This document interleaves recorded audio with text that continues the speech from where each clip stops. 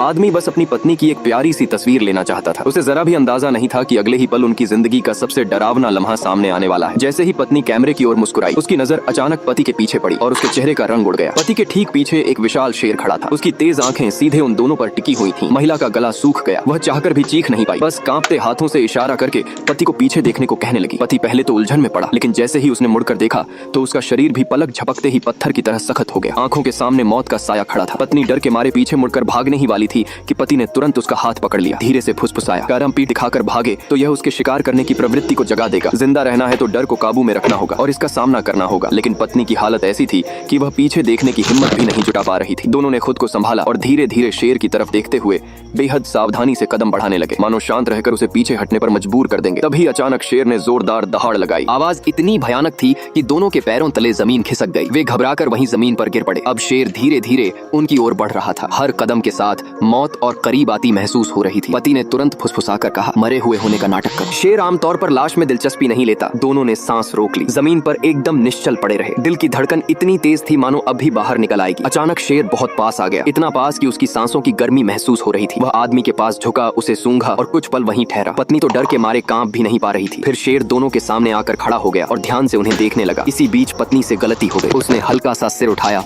और उसकी नजर सीधे शेर की आंखों से टकरा गई। शेर ने फिर एक भयंकर गर्जना की। दोनों की रूह कांप उठी, लेकिन इस बार वह बस चेतावनी थी। अगले ही पल शेर मुड़ा और बिना पीछे देखे जंगल की ओर चलता बना। कुछ सेकंड तक दोनों वहीं जमे रहे। फिर जब यकीन हो गया कि खतरा टल चुका है तो दोनों की आंखों से राहत के आंसू बह निकले। वे सचमुच मौत के मुंह से वापस लौटे थे। खड़े होकर पति ने सीना चौड़ा किया और गर्व से बोला, देखा, मुझसे ज्यादा शेरों को कोई नहीं समझता। पत्नी ने उसकी ओर देखा और हल्की सी मुस्कान दबा ली, क्योंकि वह जान चुकी थी उस बहादुर पति की पैंट तो पहले ही डर के मारे भीग चुकी थी।